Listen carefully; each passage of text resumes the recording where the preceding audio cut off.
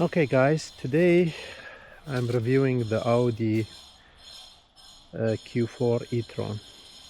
I love Audis and I still own an Audi uh, internal combustion one, which is an A4 S-line, and I love it. And today I got this 2026 Q4 to review it. I still think Audis look beautiful. This is the S-line, and it's the all-wheel drive, which is the 555 e-tron Quattro.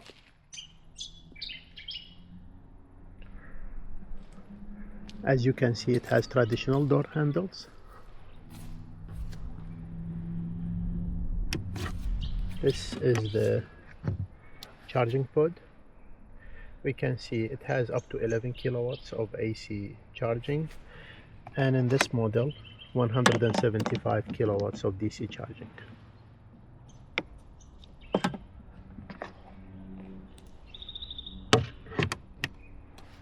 Okay, now this is the boot.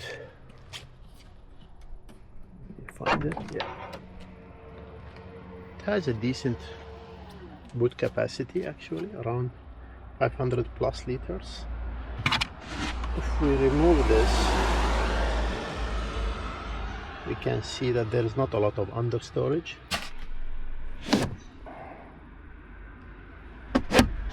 But I reckon it's good.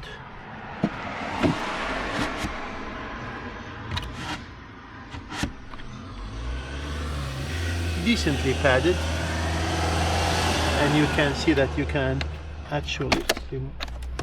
It has a ski hatch, which is good, but you can only access it from behind. Not a lot here. Simple stuff, simple material. This is all hard plastic, of course, as expected.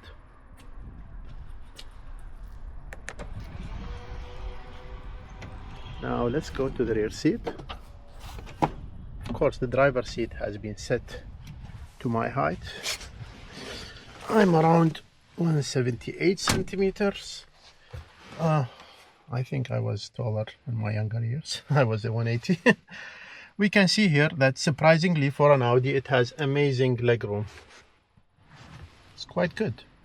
Now, this is the seat in front of me. This is good materials. Here's a bit of hard plastic. Hard plastic here, hard plastic here, hard plastic here. A bit of soft, but everything else is hard plastic. Hard plastic down there. This is the control for the back. You can have two USB chargers. You can control the air conditioning from here. Two lights, as you can see, and some door handles, which is good to have. The seats are not the softest, but they are comfortable, I would say. This is the armrest. We can see it here. Just standard, nothing really amazing there. Hard plastic. Okay. Material quality is not the best. I think I have decent headroom. Now let's go to the front.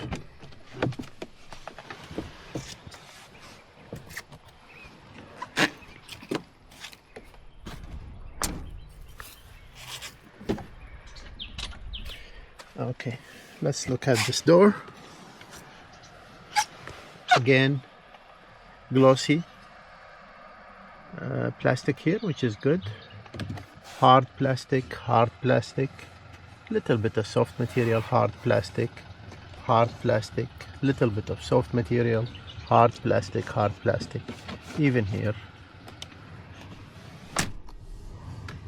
Okay, the usual controls. It's a typical of an Audi. Actually, this is the interesting part. Audis keep their own actually, the interior is not much different from my A4 internal combustion S-line. Now, here a start button. Okay, let's look at the steering wheel. As you can see, it has also these capacitive buttons here. It has a heated steering wheel. You can change many of the menus here. Okay, this is to adjust the regenerative braking. Simple, very plasticky handles. This is the one for the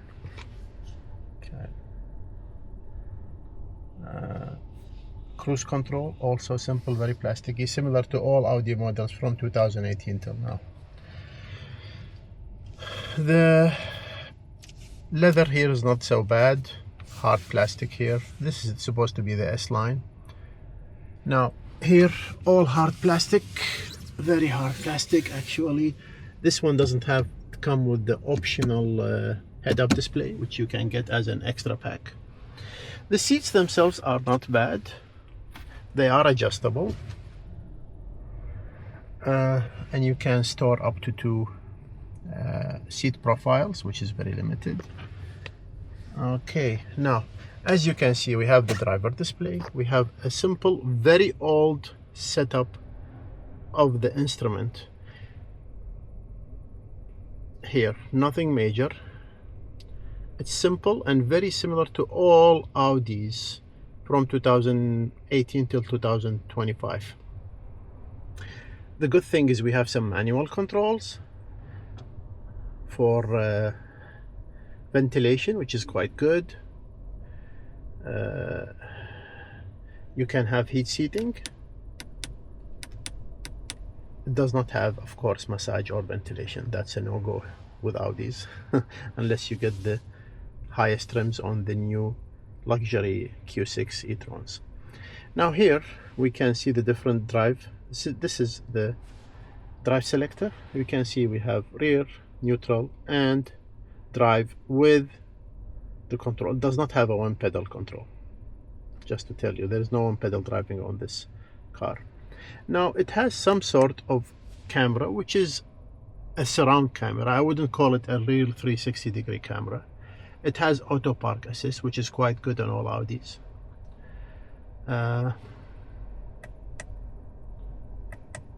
Now if we go to the menus, very limited, again very simple menus, nothing extraordinary. It has Apple CarPlay and Android Auto. Let's go down here. Again, the glossy materials you can see here all over the place, so nothing really major there. Okay, here very hard plastic, 2 cup, so you can put here and here. If you can see under here, okay, you can see the 2 chargers, USB-Cs, and here actually this one is for your phone charging. Very simple, very old technology. Okay, and it doesn't work all the time, and it doesn't have, of course, ventilation. Here the central armrest, it's not that bad actually, deep enough I would say. No light in it. Here some nice material, everything else is hard plastic. The amount of hard plastic in this car is just crazy. We can see here, not bad. Now let's talk about driving this car and the specs. So this is the all-wheel drive version, which contains which has around 82 kilowatt of battery. It's an LFP battery. It can charge DC up to 175 kilowatts, AC 11 kilowatts, which is not bad. The range is, I mean, stated range is around, we would say, 480 to 510 kilometers on my driving, mixed driving. was consuming around 22 kilowatt per 100 kilometers. So I would say it's much less, around 350 kilometers. Of course, today the temperature was not that bad. It was around 16 centigrades when I was driving. So not the best efficient car, I would say. Speed, this version can achieve 0 to 100 kilometers in 5.5 seconds. The rear-wheel drive version, I think 6.5 to 6.7 seconds, which is not really that great. Another thing before I forget is actually it has a nice sunroof which actually opens, which is amazing. You can control it from here and then close the other one, which is a good option. The visors are really simple. The light is on top, which is a bit unusual. Okay, you have some extra capacitive lights here which you can use, and here you should have an SOS button if it's added. As you know, when you buy a German car, everything is a package. Even basic stuff. Now there is a new Audi Q4 e-tron coming. It's a facelift actually. So from outside it's the same car with some cosmetic changes. From the inside there is a major change. So there will be a bigger, nicer screen with more advanced optics. There could be also an optional screen for the passenger here. This area will change completely, but it will have the same controls. It's the same battery, same specs. The DC charging just goes up from 175 to 185 kilowatts. And the AC charging stays at 11 kilowatts. Same range. Let's talk about pricing. This is a very expensive car. So on the full optioned one, you can get it something between 99,000 up to 107,000.